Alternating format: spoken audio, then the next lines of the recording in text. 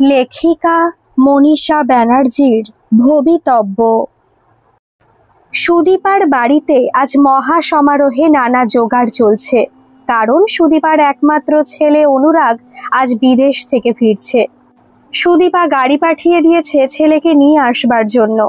অনুরাগ দীর্ঘ 5 বছর পর পড়াশোনা শেষ করে উচ্চ পদে চাকরি নিয়ে দেশে ফিরছে। ওখানে চাকরির সুযোগ ছিল, কিন্তু অনুরাগ দেশকে ভালোবাসে, তাই এখানে চাকরি নিয়ে আসছে। অনুরাগ ভেবেছিল কেউ ওকে রিসিভ করতে আসবে, কিন্তু না, কেউ তো এলো না। আজ অনেক দিন পর বাবার জন্য অনুরাগের মনটা খারাপ হয়ে গেল। বাবা থাকলে ঠিক আসতো আজকে, আমাকে জড়িয়ে ধরতো। ড্রাইভার শ্যামল এসে বলে, দাদাবাবু চলুন। অনুরাগ গাড়িতে ওঠে। অনেক পরিবর্তন হয়ে গেছে রাস্তাঘাটের, অনেক বড় বড় বাড়ি উঠেছে মাথা উঁচিয়ে। অনুরাগ বলে, শ্যামল দাদা, সবাই ভালো আছে গো গ্রামের? হ্যাঁ গো দাদাবাবু, সবাই আমরা ভালো আছি। তবে তুমি যেমন গ্রামকে দেখে গিয়েছিলে তেমনটা নেই। সহজ সরল মানুষগুলো এখন অনেক জটিল হয়ে গেছে গো। অনুরাগ বলে, তাই বুঝি? ওই দেখো দাদাবাবু, তোমাদের স্কুল এখন কত বড় হয়েছে দেখেছো? হ্যাঁ, তাই তো দেখছি, খুব ভালো। তখন তো ঘর খুব কম ছিল। সকালে মেয়েদের স্কুল হতো আর বেলায় আমাদের স্কুল হতো। এখন মেয়েদের আলাদা স্কুল হয়েছে দাদাবাবু। জমিদার বাবু জমি দিয়েছেন, গ্রামের সবাই গিয়ে ধরেছিল জমিদার বাবুকে, তাই তিনি জমি দিয়েছেন। আর তার নাতনিও পড়ে এখন ওই স্কুলে।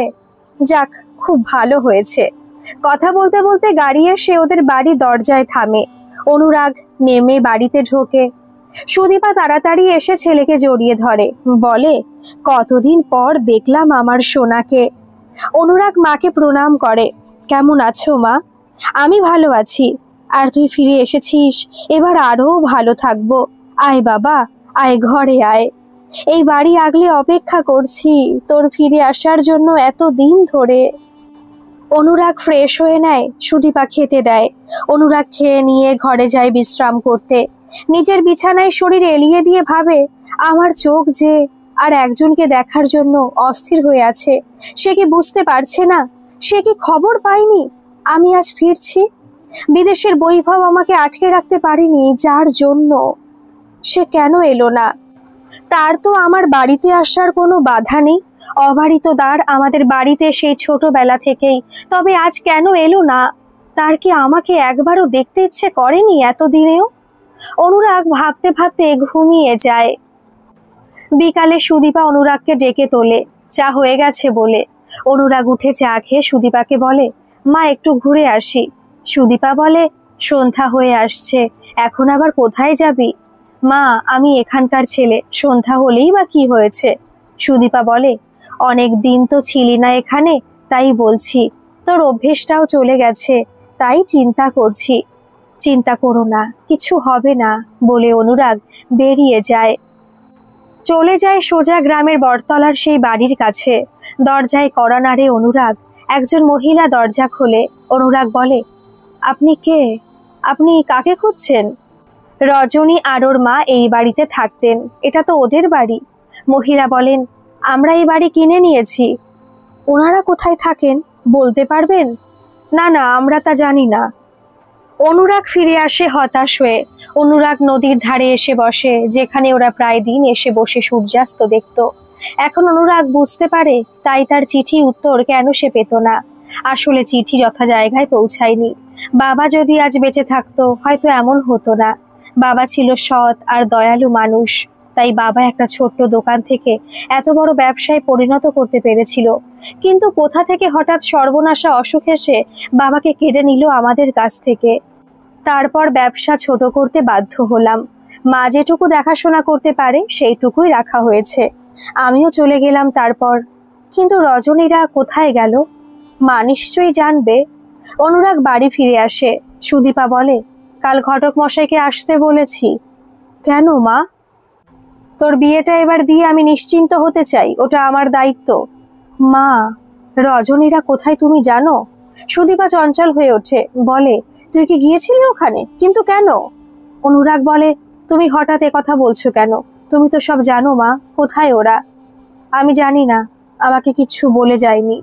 অনুরাগ বলে, তা কি করে হয়? তুমি সত্যি কিচ্ছু জানো না? তুই আমাকে অবিশ্বাস করছিস? না না মা, তা করিনি, শুধু ভাবছি তুমি তো খুব ভালোবাসতে ওদের, তাহলে তোমাকেও কেন কিছু জানাইনি? শুনেছি বাজারে নাকি ওদের অনেক ধার হয়ে গিয়েছিল, তাই রাতারাতি বাড়ি বিক্রি করে কোথায় চলে গেছে। অনুরাগ বলে, আমার জন্য অপেক্ষা না করে এমন ভাবে চলে গেল? অনুরাগ মন খারাপ করে থাকে সব সময়, চাকরি করে আর বাড়িতে থাকে, ছুটি থাকলেই গাড়ি নিয়ে ঘোরে চারিদিকে। সুদীপা ছেলেকে বলে, আমি তোর ভালো মেয়ে দেখে বিয়ে দেব, দেখবি সব ঠিক হয়ে যাবে। অনুরাগ কোনো উত্তর না দিয়ে ঘরে চলে যায়। সুদীপা চুপ করে বসে থাকে। অনুরাগ অফিস থেকে ফিরে নদীর ধারে গিয়ে বসে, একা একাই সূর্যাস্ত দেখে আর ভাবে, রজনী কেন তুমি চলে গেলে কাউকে কিছু না বলে? এটা তো কথা ছিল না, কথা ছিল বিদেশ থেকে এসে একসাথে থাকবো আমরা। ছেলেদের কাঁদতে নেই জানি, কিন্তু আমার মন যে বড় খারাপ।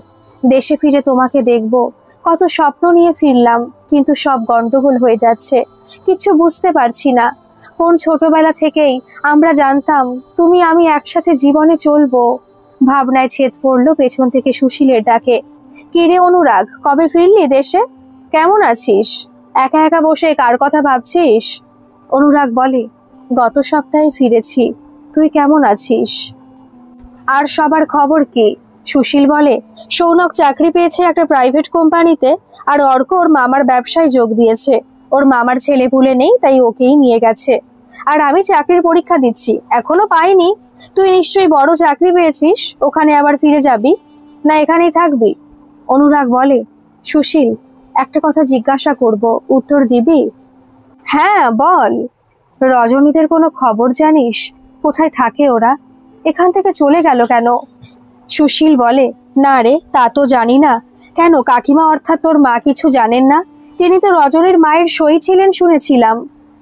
অনুরাগ বলে, না রে, মা কিছু জানে না।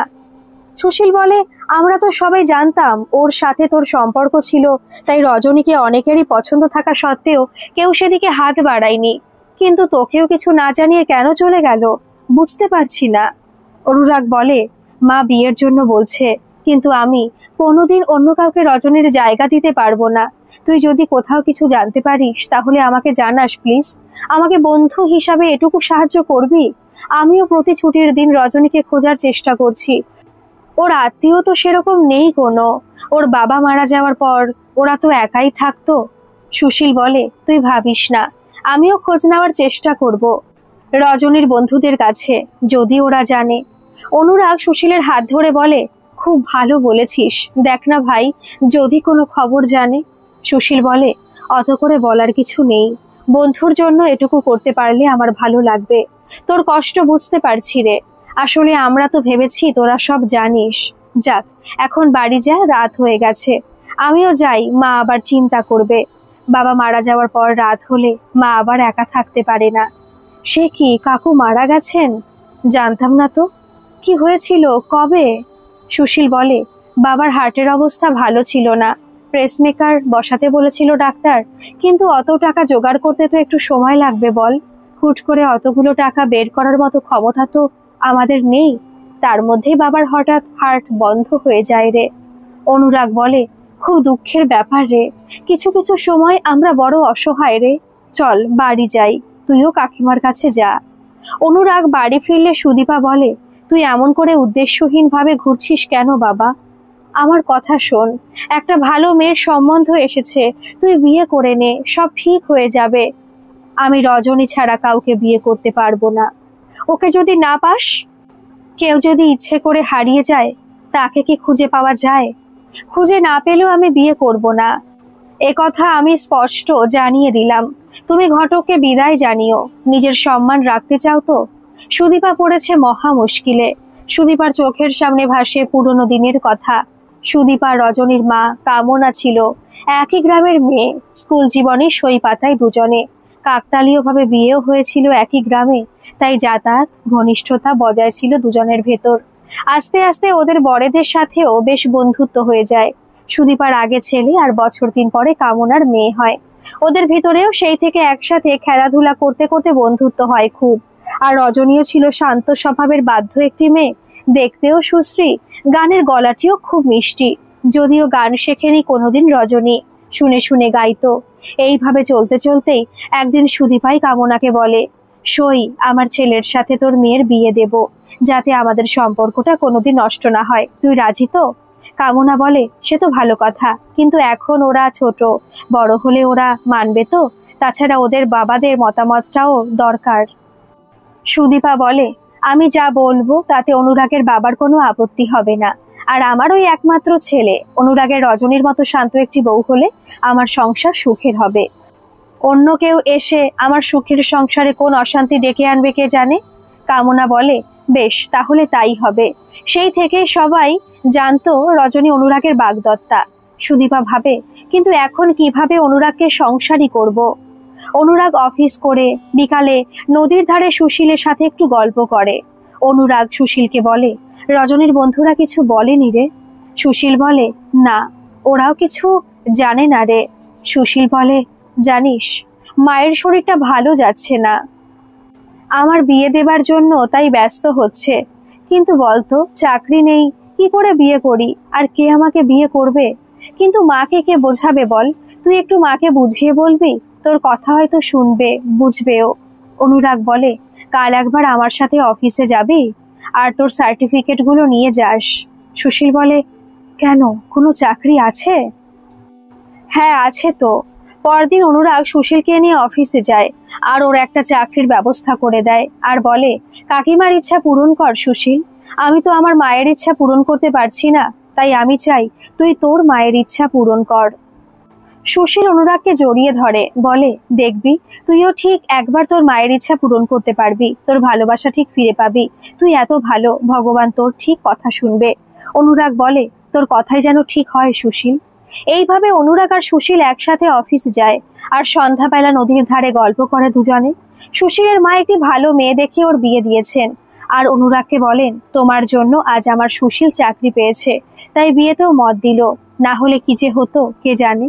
অনুরাগ বলে, কাকিমা, এসব কথা বলবেন না, ওর যোগ্যতা আছে তাই চাকরি পেয়েছে। অনুরাগ বলে, সুশীল, আর তো তোকে সন্ধ্যাবেলা আটকে রেখে গল্প করা চলবে না রে, তোর বউ তাহলে আমাকে তাড়া করবে। সুশীল বলে, আগে তুই তারপর বউ, বুঝলি? দুজনেই হেসে ওঠে। এইভাবে কেটে গেল কয়েকটি বছর। আজ রবিবার। অনুরাগ বিকাল হলেই গাড়ি নিয়ে বেরিয়ে পড়ে। অজগরের মতো পাকা রাস্তার উপর এঁকে বেঁকে অনুরাগের গাড়ি ছুটে চলল সা সা করে। অনুরাগ ড্রাইভটা ভালোই করে। অনুরাগ মাঝে মধ্যেই গাড়ি নিয়ে বেরিয়ে পড়ে নিরুদ্দেশে। এটা ওর হবি হয়ে গেছে। আজও সেই রকম চলছে। হঠাৎ আকাশ কালো মেঘে ঢেকে গেল। কালবৈশাখের সময় ঝড় উঠবে নিশ্চয়ই। অনুরাগ দ্রুত গাড়ি চালায়, কিন্তু একটু পরেই বড় বড় ফোঁটায় বৃষ্টি আর ঝড় শুরু হলো। বো বো করে ঝড় বইতে লাগলো, গাছপালা ভেঙে পড়তে লাগলো দুপাশে। অনুরাগের গাড়ি চালাতে খুব কষ্ট হচ্ছে। রাস্তার লাইট অফ হয়ে গেছে, ঝড়ের বেগে গাড়ি এগিয়ে নিয়ে যেতে পারছে না। হঠাৎ একটা গাছ অনুরাগের গাড়ির সামনে ভেঙে পড়ল। একটুর জন্য বেঁচে গেল অনুরাগ। আর এগোনোর উপায় নেই। গাড়ি থেকে নেমে অনুরাগ আশ্রয় খুঁজতে লাগে। বিদ্যুতের আলোয় একটা বাড়ি দেখতে পেয়ে অনুরাগ দৌড়ে গিয়ে কড়া নাড়ে খটখট করে। কে? কে? আমি অনুরাগ, কোনো বদমাশ লোক নই, দয়া করে দরজা খুলুন, আমার গাড়ির সামনে গাছ পড়েছে, আমি ভিজে গেছি, আপনার কোনো ভয় নেই আমার থেকে। মহিলা দরজা খুলে আর বলে, আসলে ঘর অন্ধকার, লাইট চলে গেছে, তাই দরজা খুলছিলাম না, দেশলাইটাও খুঁজে পাচ্ছি না, আপনি ঘরে বসুন, আপনার কাছে লাইটার আছে? অনুরাগ লাইটার এগিয়ে দেয়। বিদ্যুতের আলোয় মাঝে মাঝে ঘরটা আলোকিত হয়ে যাচ্ছে। মহিলা লাইটার নিয়ে হারিকেন জ্বালে। হারিকেনের স্মিত আলোয় অনুরাগ মহিলার মুখ দেখতে পায়। এ কাকে দেখছি? এটা সত্যি?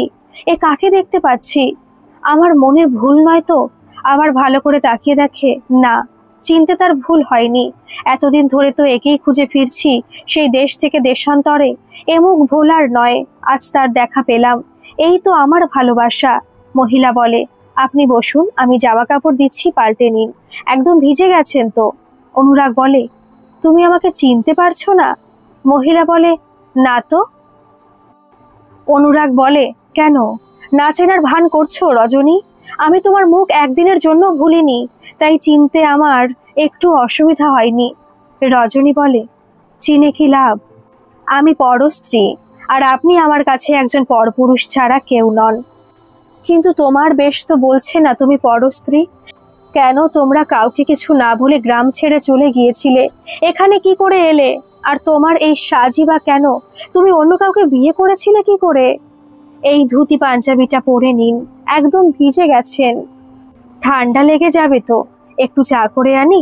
যদিও আপনাদের মতো দামি চা নয়, তবুও আপনি খান, ভালো লাগবে ঠান্ডায়। আমাকে আর লজ্জা দিও না প্লিজ, তুমি চা নিয়ে এসো। অনুরাগ জামা কাপড়টা ছেড়ে নেয়, কারণ ওকে সব জানতে হবে। রজনী একটা চেয়ার এগিয়ে দেয় বসবার জন্য। রজনী রান্নাঘর থেকে চা এনে অনুরাগকে দেয় আর বলে, নিন, খেয়ে নিন, ঠান্ডা হয়ে যাবে না হলে। অনুরাগ বলে, রজনী, তুমি তো আগে আমাকে তুমি করে সম্বোধন করতে, আজ হঠাৎ আপনি বলছো কেন?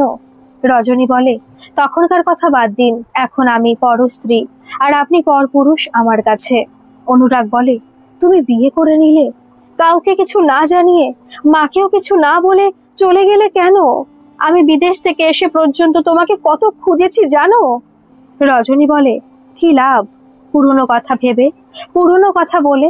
ছেড়ে দিন, আপনি তো বিয়ে করে সুখে আছেন, কেন শুধু শুধু জীবনে জটিলতা আনছেন? কি বলছো রজনী, এসব বাজে কথা? আমি সুখে আছি? নিশ্চয়ই তোমাদের কাছে ভুল খবর এসেছিল। মাসিমা কোথায়? তোমরা এখানে এলে কেন? রজনী বলে, আমার এই অবস্থা হলে মা সহ্য করতে না পেরে হার্ট ফেল করে মারা যায়, আর সেই থেকে আমি বাড়ি আগলে বসে আছি। যাক আমার কথা, আপনার কথা বলুন, মেম্বু কোথায় আছে, বিদেশে না দেশে? বাচ্চা হয়েছে? অনুরাগ বলে, দাঁড়াও দাঁড়াও, এত প্রশ্ন একসাথে করলে সব গুলিয়ে যাবে। আমি সত্যি বিয়ে করিনি, তাহলে বাচ্চা আসবে কোথা থেকে? সেসব কথাই ওঠে না। কিন্তু আমরা শুনেছিলাম আপনি ওখানে বিয়ে করেছেন। কে বলেছিল তোমাদের? আমি তো এখন তা বলতে পারবো না, মা জানতো, আর তাই আমার বিয়ে দেবে বলে মা এখানে চলে আসে। তবে মা যে বলল তোমাদের অনেক ধার দেনা হয়েছিল, তাই বাড়ি বিক্রি করে কোথায় চলে গেছো রাতারাতি, কেউ জানে না। রজনী বুঝতে পারে সবটা জলের মতো পরিষ্কার হয়ে গেছে ব্যাপারটা তার কাছে, কিন্তু ও কিচ্ছু অনুরাগকে বলল না। অনুরাগ রজনীর হাত ধরে বলে, তুমি এখানে আর একলা থাকবে না, আমি তোমাকে সাথে করে নিয়ে যাব, মা তোমাকে দেখে খুব খুশি হবে। রজনী বলে, না, আমি যাব না। আমার মা খুব কষ্ট করেই বাড়িটা করেছিল, তাই তো আমি স্বামী মারা যাওয়ার পর সেখানে না থেকে এখানে থাকি। আমার মনে হয় মা আমার কাছেই আছে, এটাই আমার কাছে স্বর্গ। তাহলে আমিও এখানে থাকবো তোমার সাথে। রজনী, বিশ্বাস করো, যখন বিদেশ থেকে এসে শুনলাম তোমরা ওখানে থাকো না, তখন থেকে আমার একটাই কাজ, গাড়ি নিয়ে বেরিয়ে যত্রতত্র তোমাদের খোঁজা। ভগবান আজ তোমাকে পাইয়ে দিয়েছেন, আমি তোমাকে না নিয়ে যাব না। রজনী বলে, তা হয় না, আমি বিধবা, পরস্ত্রী, কি পরিচয়ে তোমাদের বাড়ি থাকবো, রাঁধুনি হয়ে? অনুরাগ হাত দিয়ে রজনীর মুখ চেপে ধরে বলে, ছি ছি, এ কি কথা বললে? তুমি আমাকে চেনো না? আমি তোমাকে হৃদয়ে রানী করে রাখবো, রাঁধুনি করে নয়, বুঝলে? রজনী অনুরাগের নিঃশ্বাসের শব্দ পাচ্ছে, তার গায়ে বিদেশি পারফিউমের মিষ্টি গন্ধে রজনী আবিষ্ট হয়ে যায়। তাড়াতাড়ি নিজেকে সংযত করে নিয়ে বলে, আজ বাড়ি যাও, ঝড় জল থেমে গেছে। আর তোমার মাকে গিয়ে সব কথা বলো, জিজ্ঞাসা করো তিনি আমাকে তোমাদের বাড়িতে ঠাঁই দেবেন কিনা, তারপর না হয় এসো, তখন আমি যাব। অনুরাগ বলে, ঠিক তো, তখন যাবে তো? আর কোনো কথা কিন্তু তখন আমি শুনবো না। আমার বিশ্বাস মা কখনো আপত্তি করবেন না, কারণ মা তো তোমাকে খুব ভালোবাসে। রজনী বলে, আকাশ পরিষ্কার হয়ে গেছে, তুমি এখন এসো। অনুরাগ খুব খুশি হয়ে বাড়ির পথে রওনা দেয়। অনুরাগ চলে গেলে রজনী নিজের বিছানায় শরীর এলিয়ে দিয়ে পুরনো স্মৃতির পাতা উল্টে দেখতে লাগলো। অনুরাগ আর ও নতুন স্বপ্ন আঁকত নিজেদের জীবন নিয়ে, ওদের মায়েদের ইচ্ছাতেই। তখন তো বেশ ভালোই কাটতো দিনগুলো। রজনী আর অনুরাগ নদীর ধারে বসে বিকালে হাঁসের জলকেলি দেখত, সন্ধ্যার সূর্যাস্ত দেখত। রজনী গান করত, অনুরাগ ওর কোলে মাথা দিয়ে পরম আনন্দে মোহিত হয়ে তা শুনত। বটগাছের ঝুড়িতে কত দোল খেত দুজনে। অনুরাগ সব সময় বেশি দোল খাবে বলে গোনার সময় কম করে বলতো, আর বলতো, রজনী, আমার কম হয়েছে তোমার থেকে, আরো দোল দাও।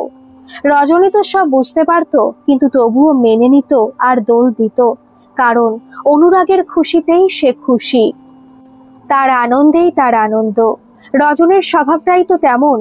কিন্তু কি যে হয়ে গেল, রজনীর বাবা মারা গেল হঠাৎ করে। ওদের সংসারের একমাত্র রোজগারের মানুষটাই আর নেই। ওদের অবস্থার অবনতি হতে শুরু করলো। আর তখন অনুরাগের বাবার ব্যবসা অনেক বড় হচ্ছে। ওদের অবস্থা এখন আর মধ্যবিত্ত নয়, বিত্তশালী হয়ে উঠল। আর রজনীরা নিম্ন মধ্যবিত্তদের নিচে। তাই সুদীপা কাকিমারও তখন মনের পরিবর্তন হতে শুরু করলো বোধহয়। গরিব ঘরের মেয়ের সাথে বিয়ে দেওয়ার চেয়ে বিত্তশালী কোনো মেয়েকে ঘরে এনে নিজের মান মর্যাদা আরো বাড়াতে চেয়েছিলেন। আর তাই গরিব সই কামনার মেয়েকে বউ করার ইচ্ছাটা অস্তমিত হতে লাগলো। ছোটবেলায় কামনা ছিল সই, কিন্তু অর্থ যশ প্রতিপত্তি দুই বান্ধবীর ভেতর অনেকটা ব্যবধান তৈরি করলো। সুদীপার মনে বড়লোকের মেয়েকে ঘরের বউ করে আনার ইচ্ছা প্রবল হয়ে উঠল। কিন্তু অনুরাগ আর রজনী এসবের কিছুই বোঝে না। তারা কৈশোর থেকে যৌবনে পৌঁছে গেল একসাথে স্বপ্ন দেখতে দেখতে। একসময় অনুরাগের বাবাও মারা গেলেন হঠাৎ করে। ওদের ব্যবসাও অনেকটা গুটিয়ে আনলো অনুরাগ। সুদীপা কাকিমার উপর ভার দিয়ে অনুরাগ গেল বিদেশে। অনুরাগ রজনীকে বলে গেল সে যেন অপেক্ষা করে, সে ফিরে এসে একসাথে জীবন শুরু করবে।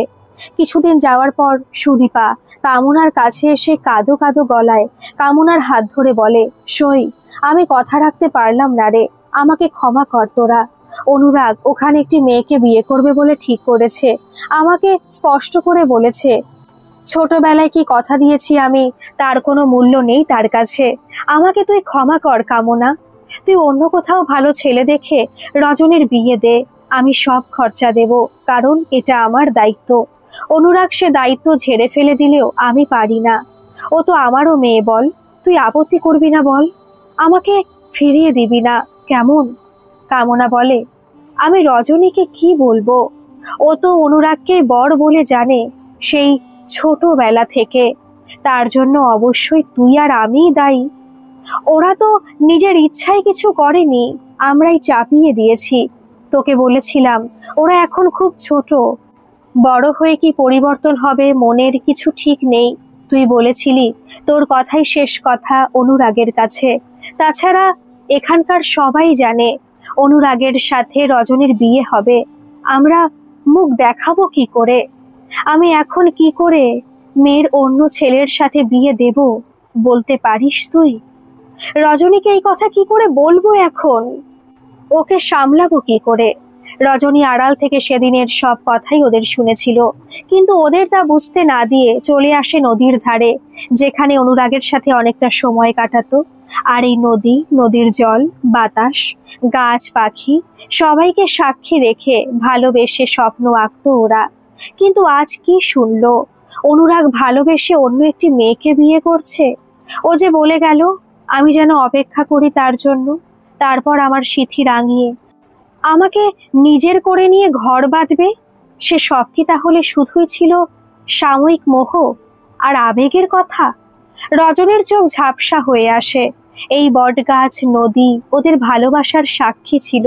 আর ছিল আকাশ, বাতাস, সূর্য, চাঁদ, সবাই। তোমরা শুনতে পাচ্ছ গো? আমার ভালোবাসা আজ আমাকে ছেড়ে চলে গেছে। মিথ্যাই সেদিন তোমরা সাক্ষী ছিলে, আজ আবার সাক্ষী হও নতুন করে। আমার বিরহের ব্যর্থ প্রেমের সাক্ষী। রজনী ডুকরে কেঁদে ওঠে। তার এখন চোখের জলই যে একান্ত আপন। কারা যেন আসছে, পায়ের আওয়াজ কানে আসে রজনীর। তাড়াতাড়ি নিজেকে সামলে নিয়ে উঠে দাঁড়ায়, আস্তে আস্তে বাড়ি ফিরে আসে। দেখে মা চুপ করে বসে আছে। রজনী কিছু না জানার ভান করে বলে, কি হয়েছে মা? কামনার কান্না বাঁধ ভাঙার মতো বেরিয়ে আসে। সব কথা রজনীকে বলে। রজনী গলার কাছে কান্নাটি আটকে রেখে বলে, তাতে কি হয়েছে মা? আমরা ছোট থেকে ভালো বন্ধু ছিলাম, আর এখনো থাকবো। আর বাকি থাকলো বিয়ের কথা, সে কথা ওর মা দিয়েছিল। তাতে ওর মত নাও থাকতে পারে, ঠিক আছে, মেনে নাও, কষ্ট পেও না। আমি বিয়ে করবো না কাউকেই, তুমি ওসব নিয়ে চিন্তা করো না। এই কথা শুনে কামনা আরো কাঁদতে থাকে আর বলে, তাহলে আমি মরেও শান্তি পাবো না রে। ও কথা বলিস না। আর সমাজের পরিস্থিতি জানিস না, কুকুর শিয়ালের মতো ছিঁড়ে খাবে তোকে। এখানে সবাই জানে তোর সাথে অনুরাগের বিয়ে হবে, তাই এখান থেকে তোর বিয়ে দিতেও আমি পারবো না। তাই চল রজনী, আমরা এখান থেকে অন্য কোথাও চলে যাই, আর সেখানে গিয়ে ভালো ছেলে দেখে তোর একটা বিয়ে দেব।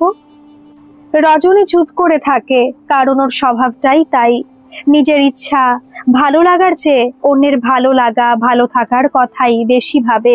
তাই মায়ের কথাই মেনে নিল। কামনা এখানকার বাড়ি বিক্রি করে এইখানে চলে আসে, আর সেই টাকায় এই ছোট্ট বাড়িটা করে। বাড়ি বিক্রির খবর পেয়ে সুদীপা অবশ্য এসেছিল কামনাকে কিছু টাকা দেওয়ার জন্য, রজনীর বিয়ে দেবার জন্য। কামনা তাকে ফিরিয়ে দিয়েছিল আর বলেছিল, বন্ধুত্বের ভিতর টাকা দিয়ে সম্পর্কটা আর নষ্ট করিস না সই, যা হবার তা তো হয়েই গেছে। সুদীপা সেদিন তার অহংকারী মাথা গরিব কামনার কাছে মাথা নিচু করে ফিরে যেতে বাধ্য হয়েছিল। তবে সুদীপা বেশ নিশ্চিন্ত হতে পেরেছিল সেদিন থেকে। এখানে আসার কিছুদিন পর কামনা রজনীর বিয়ে দেয়। ছেলেটি ভালো, একটা প্রাইভেট কোম্পানিতে চাকরি করে, নিজের বাড়ি 2-1 বিঘা জমিও আছে।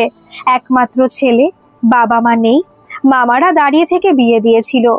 রজনীর জীবনের অন্ধকার কেটে সুখের সূর্যোদয় হয়েছিল, কিন্তু সে সুখ সহ্য হলো না বেশি দিন।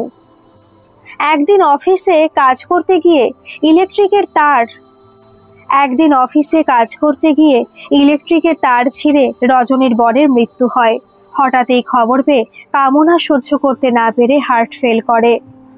রজনীর জীবনে আবারও নেমে এলো রজনীর ঘন অন্ধকার। সেই থেকে একা একাই থাকে রজনী। রজনী জানে সুদীপা কখনই অনুরাগের কথা মেনে নেবে না। অনুরাগ বাড়ি ফিরে আসে একরাশ আনন্দ নিয়ে। অনেক আনন্দ নিয়ে বাড়ি ঢুকে সুদীপাকে অনুরাগ বলে, মা, রজনীর দেখা পেয়েছি, ওকে আমি এখানে নিয়ে আসব। কামনা মাসি মারা গেছেন, রজনী একা থাকে। সুদীপা বলে, ওর তো বিয়ে হয়েছিল, বরটাও বেশি দিন বাঁচেনি, আর তাই কামনা সেটা সহ্য করতে না পেরে মারা গেছে। তুমি এ কথা জানো, অথচ আমি ওকে খুঁজে চলেছি কবে থেকে, আমাকে কিচ্ছু জানাওনি কেন? বলবো কি করে, আমি তো কালই শুনলাম একটা লোকের কাছে। অনুরাগ বলে, ও আচ্ছা, যাক, যা হবার হয়ে গেছে, আমি আগামীকালই ওকে এখানে নিয়ে আসব। না, আমি আগে তোর বিয়ে দেব, তারপর যা হয় করবি। আমি কতবার বলবো আমি কাউকে বিয়ে করব না রজনীকে ছাড়া? তুমি তো বলেছিলে রজনীর সাথে আমার বিয়ে দেবে। তবে ওরা যখন চলে যায় বাড়ি বিক্রি করে, তুমি ওদেরকে আটকাওনি কেন? সুদীপা বলে, আমি কিছু জানতাম না, ওরা আমাকে কিচ্ছু বলেনি। ঠিক আছে, এখন তো জানলে, আমি আর ওকে একা রাখবো না। সুদীপা বলে, রজনী কি পরিচয় এখানে থাকবে? আর ও আসবেই বা কেন?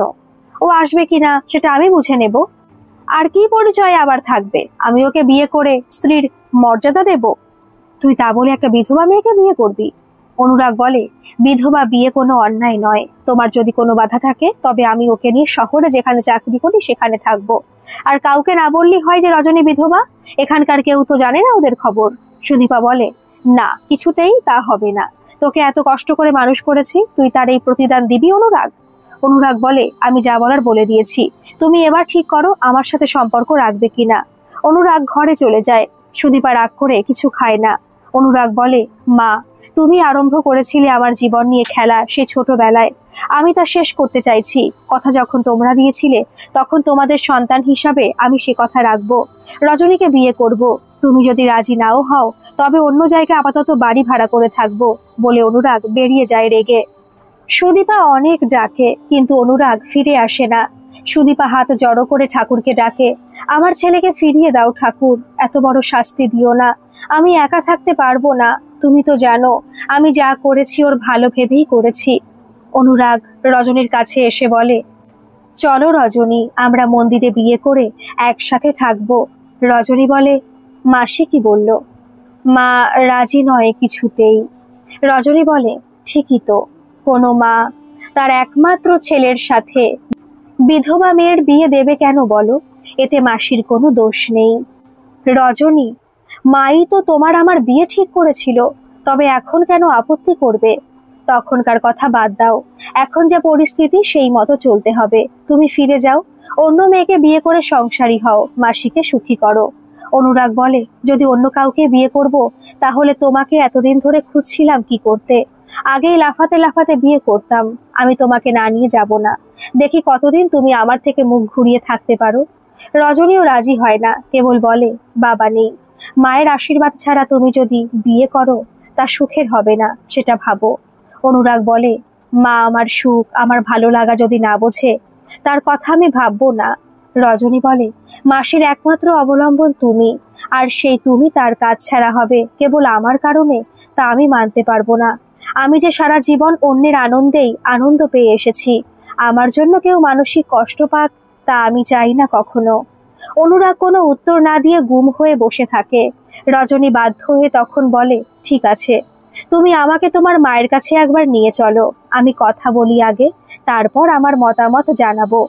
অনুরাগ খুশি হয়ে বলে, যাবে রজনী? সত্যি যাবে? হ্যাঁ, যাব বলেই তো বললাম। অনুরাগ রজনীকে নিয়ে বাড়িতে এলো। সুদীপা রজনীকে দেখে মুখ ভার করে রইল, একটা কথাও বলল না। রজনী সুদীপাকে প্রণাম করতে গেলে সুদীপা সরে যায়। রজনী বলে, মাসি, তোমার সাথে আমার একটু কথা আছে, একান্তে বলতে চাই, ঘরে চলো। সুদীপা বলে, আমার কোনো কথা নেই তোর সাথে। জানি তো, তোমার নেই, আমার আছে, চলো ঘরে চলো। রজনী জোর করে সুদীপাকে নিয়ে ঘরে যায়। অনুরাগ বাইরেই থাকে। রজনী বলে, মাসি, আমি এখন জানতে পেরেছি যে তুমি সেদিন মাকে মিথ্যা কথা বলেছিলে, কারণ আমরা গরিব আর তোমরা হঠাৎ বড়লোক হয়ে গিয়েছিলে, তাই আমাদের সাথে সম্পর্কটা তুমি আর করতে চাওনি। তাই অনুরাগ বিদেশ থেকে আসার আগে আমার বিয়ের জন্য মাকে তাড়া দাও, এমনকি টাকাও দিতে চেয়েছিলে, কিন্তু তোমার এই চালাকির কথা আমি অনুরাগকে কিচ্ছু বলিনি। যদি বলতাম তাহলে তুমি তোমার ছেলের কাছে কতটা ছোট হয়ে যেতে বুঝতে পারছো। কিন্তু তোমার ছেলের কাছে আমি তোমার সম্মান নষ্ট করিনি, করবো না কোনোদিন, কারণ আমি সে শিক্ষা পেয়ে বড় হইনি। আর ভবিতব্য বলে কিছু আছে, না হলে অনুরাগের গাড়ির যাওয়ার পথ আমার বাড়ির সামনে এসেই থামতে বাধ্য হয়েছিল কেন বলো তো? না হলে তো আমার সাথে ওর দেখাই হতো না। ভবিতব্যকে অস্বীকার করার ক্ষমতা কারণ নেই, তোমারও না, আমারও না। তবে ভেবো না, অনুরাগকে বিয়ে করার জন্য তোমাকে এসব কথা বলছি। আমি অনুরাগকে আগেই জানিয়ে দিয়েছি বিয়ে করব না। এই কথাগুলো তোমাকে বলার বা জানানো উচিত মনে হয়েছে, তাই বলে গেলাম। এই বলে রজনী ঘর থেকে বেরিয়ে আসে আর বাইরে অনুরাগকে বলে, দ্বিতীয়বার বিয়ে করা আমার পক্ষে সম্ভব নয়, বলেই হন হন করে চলে যায়। সুদীপা তখন পেছন থেকে ডাকে, রজনী, যাস না, তুই চলে গেলে আমার ছেলেটা যে বাউন্ডুলে হয়ে পথে পথে ঘুরবে, আমি মা হয়ে তা দেখবো কেমন করে? আমি তোর সাথে ওর বিয়ে দেব এখানে, তোদের দুজনের মা হয়ে। সুদীপা রজনীর হাত ধরে ঘরে নিয়ে এসে বসায়। অনুরাগকে বলে, তোরা বস, আমি পুরোহিত মশাইকে সন্ধ্যাবেলা আসার কথা বলে আসি, বিয়ের দিন ঠিক করতে হবে তো। সুদীপা চলে গেলে অনুরাগ রজনীকে বলে, কি এমন কথা বললে? মা একেবারে পাল্টে গেল, এমন অসাধ্য সাধন করলে কি করে? রজনী বলে, বলবো কেন, সেটা আমাদের মা মেয়ের কথা, তোমাকে শুনতে নেই। ওরে দুষ্টু, এখন তোমার মা হয়ে গেল, আমি বাদ? রজনী বলে, তুমি বাদ হলে কোথায়, তুমি আমার হৃদয়ে জুড়ে আছো সে ছোট্টবেলা থেকেই। অনুরাগ রজনীকে বুকে জড়িয়ে ধরে বলে, আর তুমি আমার এই হৃদয়ের রানী হয়ে আছো। অনুরাগ রজনীর কপালে স্নেহের চুম্বন এঁকে দেয়। রজনী আবেশে চোখ বুজে তা অনুভব করে। গল্পটি আপনাদের কেমন লাগলো অবশ্যই কিন্তু কমেন্টে জানাবেন। আর যারা এখনো সাবস্ক্রাইব করেননি তারা প্লিজ একটা সাবস্ক্রাইব করে দেবেন। ধন্যবাদ।